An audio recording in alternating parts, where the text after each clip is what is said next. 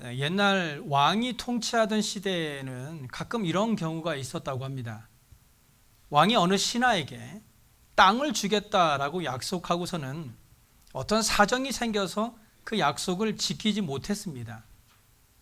그러다가 나중에 그 후손 중에서 누군가 그 옛날 문서를 정리하다가 옛날 그 왕의 약속이 기록된 문서를 발견하면 그 땅의 소유권을 다시 주장할 수 있었다고 합니다. 왜냐하면 이 왕의 명령은 세월이 아무리 흘러도 유효했기 때문이라고 합니다. 이것이 바로 출애굽한 이스라엘 백성들의 경우입니다. 이스라엘 백성들은 이제 막 애굽을 탈출했습니다. 이제 그들이 갈 수 있는 곳은 어디일까요? 모세는 이스라엘 백성들이 가야 할 곳은 가나안 땅이라고 합니다. 그 이유는 이미 오래전에 하나님께서 그들의 조상 아브라함과 약속한 것이 있기 때문입니다. 오늘 본문에 보면 하나님께서는요, 짐승들을 죽여서 그 사이를 지나가는 의식을 행하셨습니다. 이것은 바로 생명의 언약입니다.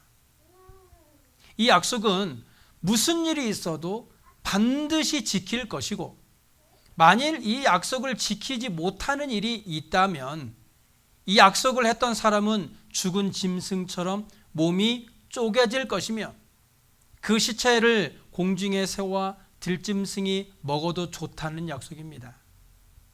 한마디로 목숨을 건 약속이죠. 그런데 아브라함은요, 지금 고민에 빠졌습니다. 그것은 왜 하나님께서 나에게 하신 말씀을 빨리 이루어지지 않느냐 하는 것입니다.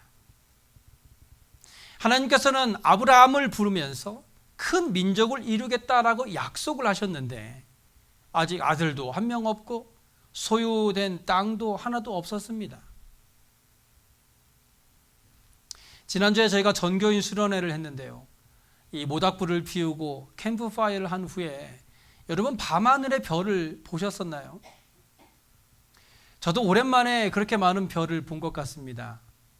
밤하늘의 별을 가만히 보고 있으면 점점 더 많은 별이 보이게 되죠.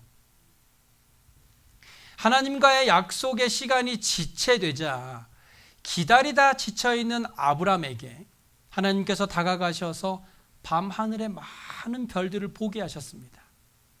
그러면서 하나님은 아브라함에게 저기 빛나는 별과 같이 너의 후손을 많게 하시겠다라고 약속하셨고, 아브라함은 그런 하나님의 약속을 믿었습니다. 그리고 기다림에 지쳐있는 이 아브라함을 안심시키기 위해서 이번에는요, 짐승을 죽여서 그 사이를 지나가는 엄숙한 의식을 통해서 이 가나안 땅을 그와 그의 후손들에게 주겠다라고 약속하신 것이 바로 오늘 본문입니다. 만일 이스라엘 자손들이 하나님의 이 엄숙한 약속을 알지 못한다면 가나안 땅을 차지할 권리가 없을 것입니다. 그러나 이 약속이 있기 때문에 수백 년이 지났음에도 불구하고 그들에게는 당연히 가나안 땅을 차지할 권리가 있고 또 그래야만 합니다. 이것은 우리들에게도 마찬가지입니다. 예수를 믿는다라는 것은 우리가 생각하고 있는 것보다 훨씬 더 큰 엄청난 특권이 있는 자리에 들어가는 것입니다. 하지만 우리가 이 하나님의 말씀을 알지 못하기 때문에, 이 약속을 알지 못하기 때문에 간구할 축복을 간구하지 못하고 눈치만 보고 있을 때가 많습니다. 내가 이렇게 하나님께 이런 것을 구해도 되나? 내가 이런 기도를 하면 하나님께서 내 기도를 들어주실까? 이런 의심을 하기도 하는 것이죠. 그래서 저는 오늘 우리가 마땅히 구하고 누려야 할 것들에 대해 함께 찾아보려고 합니다. 하나님께서 어떤 사람으로 하여금 하나님을 알게 하시고 믿게 하시는 것을 성경에서는요, 불러낸다라고 표현합니다. 불러낸다. 본문 7절에 이렇게 말씀하죠. 또 그에게 이르시되 나는 이 땅을 내게 주어 소유를 삼게 하려고 너를 갈대아인의 우르에서 이끌어낸 여호와니라. 하나님께서 아브라함을 불러내셔서 하나님을 알게 하시고 하나님을 믿게 하신 것은 바로 이 가나안 땅을 그와 그의 후손에게 주시기 위해서입니다. 하나님을 알고 난 후부터의 이 아브라함의 생활은 하나님의 말씀을 다스림을 받는 생활로 바뀌었습니다. 그것이 바로 하나님의 백성의 생활이죠. 아브라함은 이미 하나님 나라 안에 들어와 있습니다. 하나님은 왕이시고 아브라함은 그의 백성입니다. 하나님이 다스리시는 나라의 가장 큰 특징이 뭔가 하니 평안입니다. 하나님은 평화의 왕이시기 때문에 자기 백성들에게 무엇을 억지로 하라고 강요하지 않으십니다. 그리고 자유입니다. 모든 것을 스스로 원해서 하죠. 그리고 그 나라 안에는 하나님과의 만나는 특별한 영광의 체험이 있습니다. 우리가 하나님께 예배하는 가운데 그분이 임재하시는 특별한 기쁨을 누릴 수 있습니다. 뿐만 아니라 이 예배를 통해서 하나님의 계획을 우리들에게 말씀해 주시죠. 그래서 우리도 이미 하나님 나라 안에 들어와 있는 것입니다. 하나님이 통치하시는 하나님 나라 속에 들어가 있는 거예요. 그렇다면 여러분 평안하십니까? 하나님 나라 안에서 자유하세요? 하나님께서 우리를 부르셨고 우리는 이제 하나님 나라 안에 거하게 되었는데 우리는 여전히 하나님의 평안과 자유를 누리지 못하고 있습니다. 뭔가 억울하지 않으세요? 하나님의 나라 안에서는 평안하다라고 했는데 우리는 여전히 마음에 평안이 없고 불안하고 짜증만 납니다. 우리가 진짜 하나님 나라 안에 살고 있긴 한 걸까요? 나는 이 땅을 내게 주어 소유를 삼게 하려고 너를 갈대아인의 우르에서 이끌어낸 여호와니라. 이것이 하나님께서 아브라함을 부르신 목적입니다. 사도 바울은 우리에게 이렇게 말하잖아요. 너희 마음의 눈을 밝히사 그의 부르심의 소망이 무엇이며 성도 안에서 그 기업의 영광의 풍성함이 무엇이며 그의 힘의 위력으로 역사하심을 따라 믿는 우리에게 베푸신 능력의 지극히 크심이 어떠한 것을 너희로 알게 하시기를 구하노라. 우리는 때로 다른 사람들은 좋은 집을 가지는데 나는 가지지도 못하고 다른 사람들은 돈을 많이 벌어서 넉넉하게 사는데 나는 그렇지 못한 것을 볼 때 도대체 신앙이 무슨 소용인가 라고 의심할 때가 있습니다. 예수 믿는 것이 무슨 소용인가? 예수를 믿어도 삶이 전혀 나아지지 않는 것 같으니까요. 하지만 하나님께서 우리를 부르신 목적은 분명히 있습니다. 그런데 그것은 이 세상에서 남들보다 조금 더 가지는 것이 아니에요. 하나님께서 우리를 하나님의 자녀로 삼아 주신 것은 고작 남들보다 돈 몇 푼 더 쥐어주려고 부르신 것이 아니라는 것입니다. 하나님께서 우리를 부르신 목적은 이 세상에 있는 것들을 모두 다 주시기 위함입니다. 아니, 이 세상에 있는 것들을 다 주시고 또 그보다 더 큰 것도 주시려는 거예요. 그런데 우리는 그것을 믿을 수 있습니까? 지금 은행 빚에 허덕이고 있는데 이 세상보다 더 큰 것을 내 것으로 받게 된다는 사실을 믿을 수 있느냐 말입니다. 우리의 현실은 전혀 그렇지 않은데 하나님께서 무슨 약속을 하셨단 말입니까? 만약 하나님께서 지금 여러분에게 수백만 불의 돈이나 어마어마한 땅을 주신다면 여러분 그것을 감당할 능력이 있습니까? 어떤 분은 그러겠죠. 주시기만 해봐라. 내가 그걸 어떻게 쓰나. 그런데 반면에 지금 우리는 조금 쪼들리고 어려워도 앞으로 몇 년 후에는 한 5년이라고 칩시다. 한 5년 후에 수백만 분의 이 재산이 생긴다면 여러분 어떠시겠습니까? 약속되어 있다. 5년 후에 수백만 불의 재산이 들어온다. 만약 그것이 확실하기만 하다면 지금의 삶이 아무런 문제가 되지 않을 거예요. 단지 그것을 알지 못하고 믿지 못하는 것이 문제일 뿐입니다. 앞으로 내가 큰 부자가 될 텐데 지금 무슨 상관입니까?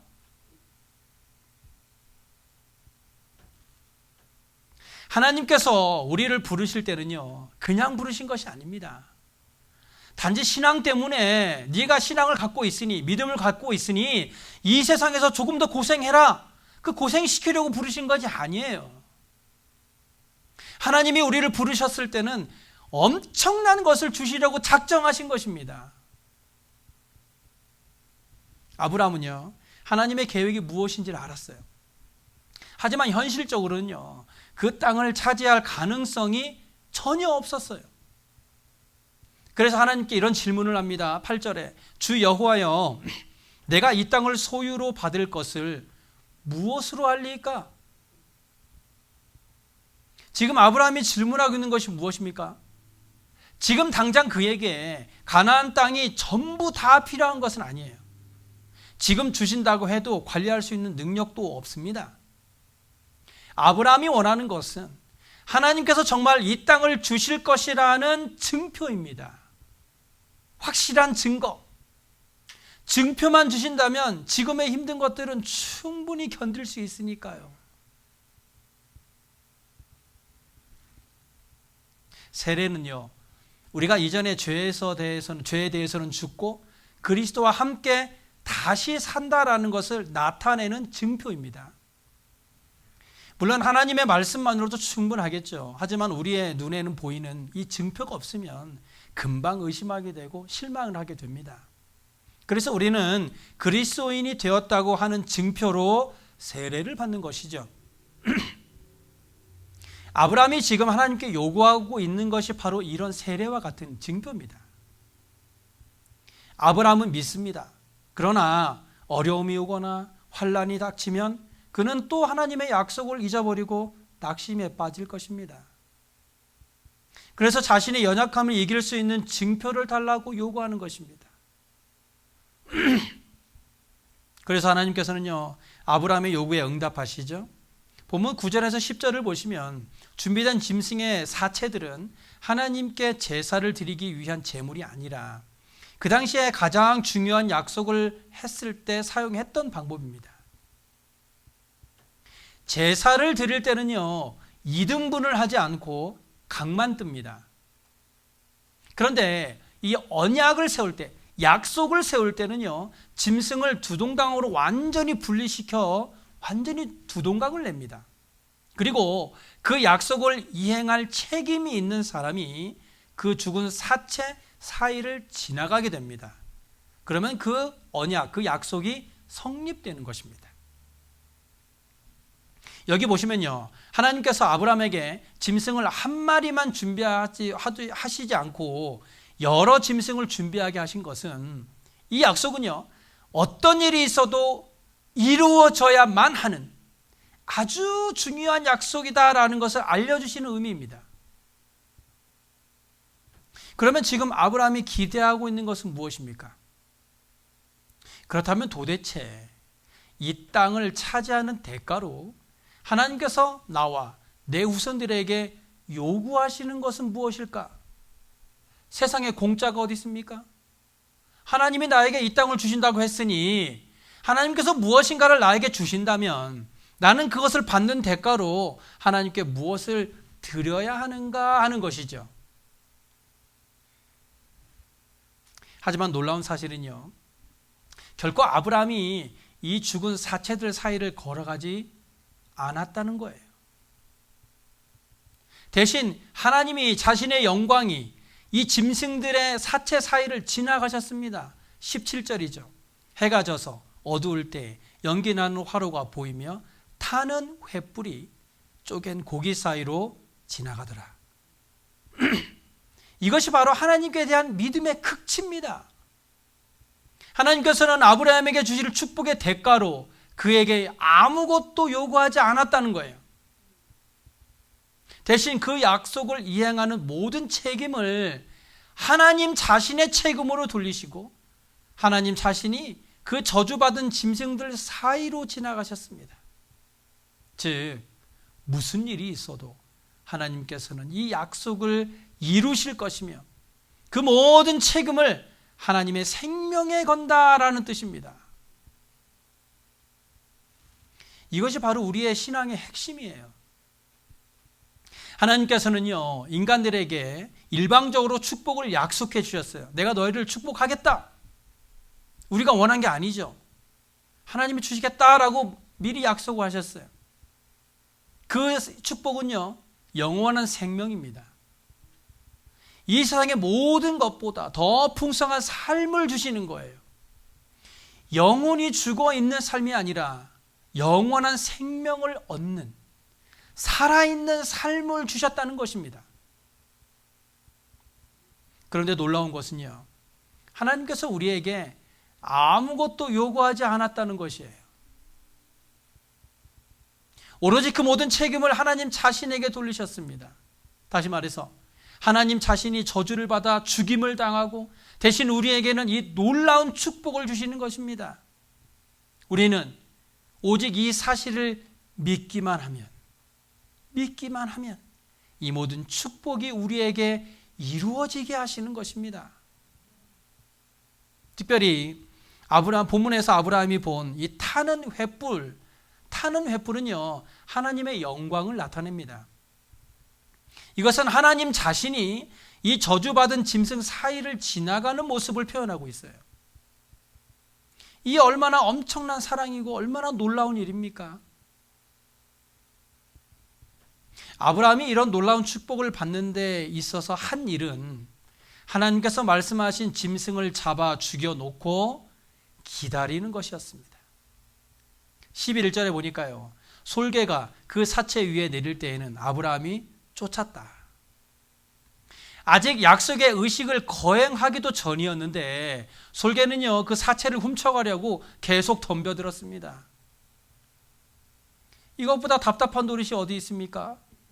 짐승을 잡았으면 빨리 무엇인가 좀 해볼 것이지, 하나님께서는 아무것도 하지 않으시고 가만히 기다리게 하셨어요.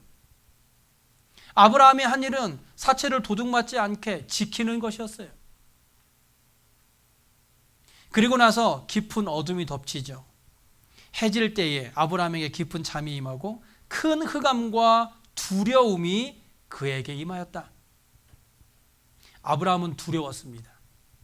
그래서 하나님은요, 13절부터 16절에 이 모든 것의 이유를 설명해 주십니다.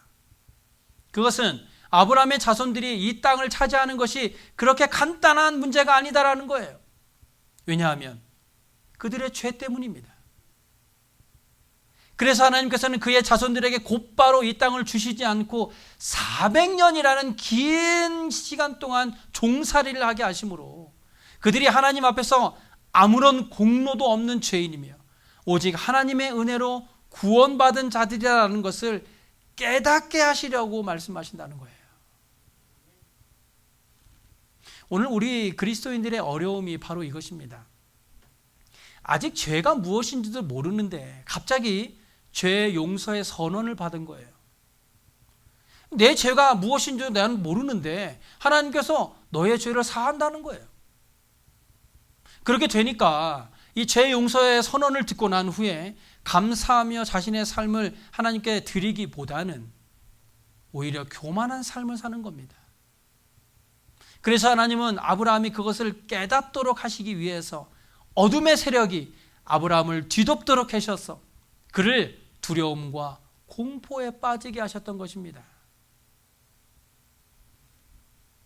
우리의 구원이라는 것은 죄를 용서받는 것으로 끝나는 것이 아니라 우리의 구원 안에는 하나님의 아들이 되는 것과 동시에 큰 상급을 받는 것이 포함되어 있습니다. 그런데 이 사실을 아는 사람은 많지만 그것을 누리며 사는 사람들은 많지 않아요. 우리는 구원받음과 동시에 하나님의 아들이 되었고 그로 인해 우리는 큰 상급이 약속되어 있습니다. 믿으십니까? 우리는 오늘 본문의 말씀이 우리에게 말씀하고 있는 것을 바로 깨달아야 돼요. 많은 사람들이요, 이 신앙을 일종의 거래처럼 생각합니다. 딜이요. 내가 하나님을 위해 무엇인가 많은 것을 바치면 하나님께서도 그만큼 나를 축복해 주시고 사랑하시지만 만약 내가 하나님께 별로 바친 것이 없고 봉사도 한 것이 없으면 하나님께서 나로 별로 축복하지 않을 것이다 라고 생각하는 것이죠. 그런 마음으로 헌금을 하고 그런 마음으로 봉사를 합니다. 하나님과 딜을 하는 거예요. 내가 하나님께 이런 하니 하나님은 나에게 이런 복을 주세요. 하지만 여러분, 신앙은 하나님과 나 사이의 어떤 거래가 아닙니다. 자꾸만 내가 하나님께 무엇인가를 드려서 하나님으로부터 무엇인가를 뜯어내려고 하지 마세요. 그러다 보니까 내가 하나님께 어떻게 했는데 하나님이 나에게 겨우 이것만 주느냐고 따지기나 하죠. 하나님과 거래하지 마세요. 하나님에게 본전을 찾으려고 하지 마시란 말입니다. 신앙은 하나님께서 나에게 엄청난 축복을 주시려고 나를 일방적으로 부르신 것입니다. 우리가 해야 할 것은, 해야 할 일은 믿는 것입니다. 믿기만 하면 됩니다. 내가 하나님 앞에 부족한 것이 많아도 하나님은 여전히 나를 사랑하십니다. 그리고 나를 사랑하시는 하나님께서는 어떻게 해서든지 그 축복을 주시기를 원하십니다. 그것을 위하여 예수님께서 십자가에 못 박혀 죽으신 것입니다. 마치 이스라엘 백성들이 가나안 땅을 차지하는 것이 당연한 권리인 것처럼 우리들이 하나님의 축복을 간구하는 것은 당연한 일입니다. 그래서 우리가 마땅히 하나님 앞에 구해야 할 것들이 많이 있는데요. 가장 먼저 구해야 할 것은 하나님의 용서입니다. 우리가 죄를 지은 상태로 계속 있는 것은 옳지 않습니다. 우리 마음에 죄악된 것들이 있는 것은 결코 성도로서의 좋은 모습은 아닙니다. 여러분이 지은 죄를 회개하시기 바랍니다. 그리고 하나님의 영광을 체험하게 해달라고 기도하시기 바랍니다. 왜냐하면 그것이 우리의 양식이 되기 때문이에요. 우리는 육신의 양식을 달라고 구할 것이 아니라 하나님의 영광을 체험하게 해달라고 기도해야 합니다. 그래서 우리가 날마다 하나님이 주시는 은혜로 살아가는 것이 이 땅에서 누려야 할 가장 큰 축복이라는 것입니다. 하나님께서 마음만 먹으셨다면 이스라엘 백성들에게 이 지구의 모든 땅을 주셨겠죠. 하지만 하나님은 그렇게 하지 않으셨어요. 이스라엘 백성들이 땅을 취할 수 있는 땅의 경계를 정하셨습니다. 한계를 정하셨죠. 여기서부터 여기까지. 그 이유는 무엇입니까? 너무 많은 욕심을 내지 말라는 거예요. 너희가 감당할 수 있는 것만 주시겠다는 겁니다. 하나님은 이 땅 전부를 주시겠다고 약속하지 않으셨어요. 설령 주신다고 해도 우리는 그것을 감당할 수 없습니다. 그렇다면 하나님께서 우리에게 궁극적으로 주시려는 것은 무엇일까요? 사도 바울은 빌립보서 4장 13절에 이런 고백을 해요. 내게 능력 주시는 자 안에서 내가 모든 것을 할 수 있느니라. 오늘 이 시간에 바울의 이 고백이 저와 여러분의 고백이 되었으면 좋겠습니다. 내게 능력 주시는 자 안에서 모든 것을 할 수 있습니다. 하나님은 우리에게 그런 능력을 주셨습니다. 우리는 이 세상에 있는 모든 것들을 이길 수 있는 능력이 있습니다. 그런데 많은 그리스도인들이 그런 능력을 써보지도 못하고 있어요. 아니, 아예 자에게 그런 능력이 있는지도 몰라요. 여러분, 아이들과 함께 밥을 먹으러 식당에 가면 아이들은 가격표를 보지 않아요. 그냥 자기가 먹고 싶은 것만 고르죠. 하지만 어른들은 어떻습니까? 자기가 먹고 싶은 것이 있으면 꼭 가격표를 봅니다. 왜 그렇습니까? 자기가 돈을 내야 되니까. 이건 얼마짜리지? 그런데 아이들은 왜 가격표를 보지 않습니까? 부모님이 내실 거를 믿고 있으니까. 자기는 돈이 없지만 부모님은 있다고 믿으니까 그저 자기가 먹고 싶은 것만 구하는 것입니다. 우리는요, 하나님께 무엇이든지 구할 수 있는 권한이 있어요. 그에 따른 비용은 예수님이 이미 다 지불하셨어요. 우리는 구하기만 하면 됩니다. 그런데 구하지 않아요. 굶고 있어요. 광야에 있는 이스라엘 백성들이 하나님과 아브라함이 약속했던 그 문서를 찾아내고 가나안 땅으로 진격해 나가서 가나안 땅에 있는 모든 족속들을 몰아내고 그 땅을 차지했던 것처럼 오늘 우리 앞에도요, 약속된 문서가 있습니다. 하나님 예수님께서 대신 저주받으시고 하늘의 모든 신령한 축복을 우리에게 주시기로 작정하셨어요. 그러므로 하늘에 있는 모든 축복이 오늘 우리들의 것입니다. 우리는 구해야 합니다. 우리의 권리를 찾아야 됩니다. 우리에게 축복해 주시겠다고 하는 문서가 우리 손 안에 있는데 우리는 그것을 펴보지도 않고 있으시냐 말입니다. 저는 캔쿤에 가보진 않았지만요, 그곳에 다녀온 분들의 얘기를 들어보니까 지상 낙원이 따로 없더군요. 호텔, 먹을 것, 즐길 수 있는 것들이 다 포함되어 있어서 그곳에서는 모든 것이 공짜랍니다. 이미 내가 돈을 다 지불하고 가는 거니까. 그런데 만약 어떤 사람이 그곳에서 음식값이 비쌀까 봐 먹지도 못하고 그저 방 안에서 컵라면만 먹고 왔다면 얼마나 어리석은 일입니까? 자기가 누릴 수 있는 권리가 있는데도 알지 못해서 누리지 못했다면 얼마나 바보 같은 모습이에요. 우리가 하나님 앞에서 기도함으로 간구할 수 있는 이유는 우리에게 그런 권리가 있기 때문입니다. 예수 그리스도께서 이미 우리를 위해 그런 권리를 마련해 주셨어요. 여러분, 무엇을 원하든지 그것을 구하시기 바랍니다. 삶에 즐거움이 없는 분들은 기쁨을 구하시기 바랍니다.